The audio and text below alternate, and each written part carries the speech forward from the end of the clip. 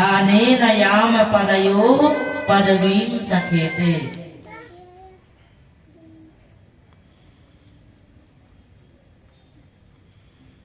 इस प्रकार से गोपियों ने जब प्रभु से अपने मन के भावों को प्रकट कर दिया कि प्रभु हमें आपके महाराज का दर्शन करना है, आपके अधरामृत का हमें पान करना है, और उसके बाद प्रभु ने अद्भुत महाराज की लीला रचाई।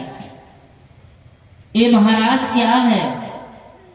ये प्रभु के दर्शन की लीला का नाम महाराज है। गोपियों के हृदय में गोविंद को नृत्य करते हुए देखने की इच्छा थी, इसी का नाम महाराज महाराज है। जीवात्मा और परमात्मा के मिलन का नाम महाराज है। और प्रभु ने अद्भुत नृत्य किया, और जब प्रभु बंसी वादन करने लग गए और जितनी गोपियां थी उतने प्रभु कृष्ण रूप में प्रकट हो गए। और जो जो गोपियां प्रभु का दर्शन करने के लिए महाराज में पधारी थी और उनके घरों में प्रभु गोपियों का वेश धारण करके उनके घरों में भी पहुंच गए। बाहु प्रसार परिरंभ कराल कोरु निभि स्तना लवन नर मन खत्र पात्रैः श्वेल्यावलोक हसितैर् ब्रज सुंदरीणाम उत्तम भयन रतिपतिं रमयां चकार।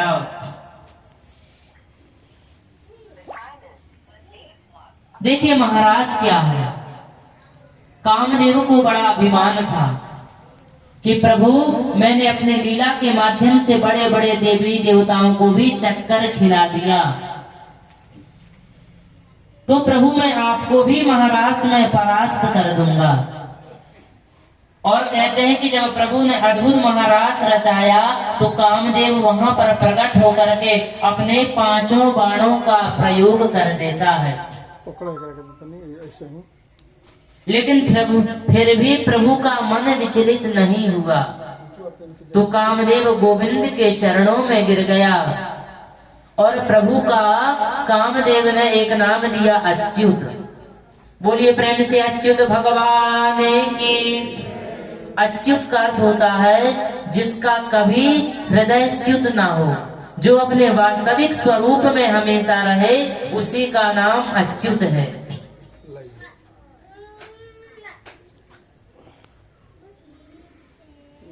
अब जब प्रभु ने गोपियों के साथ नृत्य किया तो गोपियों को अभिमान आ गया कि जो 3 लोकों का जो जगदीश्वर है, जो परमात्मा है, आज वो हमारे सामने नृत्य कर रहा है।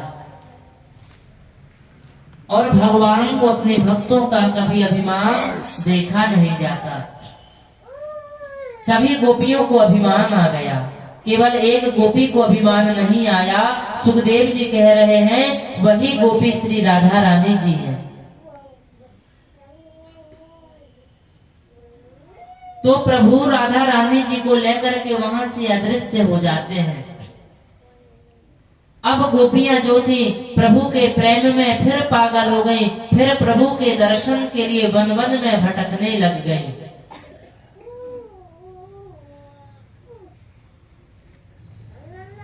गोपियों की स्थिति इस प्रकार से हो गई जैसे मणिधर जो कोई सर्प रहता है और उस सांप की यदि कोई मणि को छीन ले जाए तो जिस प्रकार से सांप व्याकुल हो जाता है, इस प्रकार से गोपियां गोविंद के दर्शन के लिए व्याकुल हो गई। इसलिए भक्त को या जीव को कभी अभिमान नहीं करना चाहिए।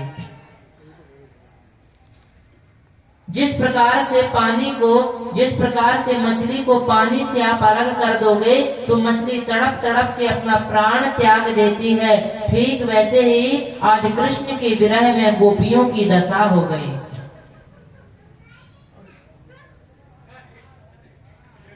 अब गोपियां वृक्षों से पूछ रही हैं, अरे बरगद भैया, तुमने हमारे माधव को देखा है तो जैसे हवा का झोंका आए तो वृक्ष हिल जाए।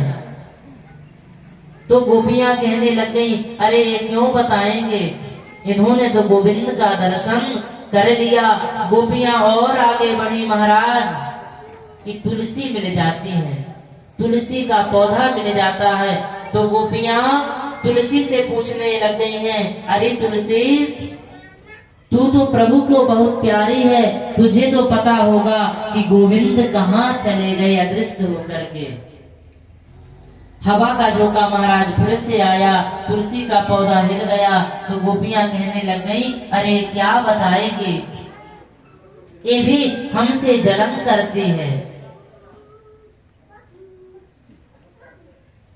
पृथ्वी से पूछती है, प्रेम की पराकाष्ठा है कि गोपियां प्रभु के दर्शन के लिए पागल होकर के पृथ्वी से पूछती हैं, अरे पृथ्वी, तुझे तो पता होगा कि प्रभु कहाँ अदृश्य हो गए हैं।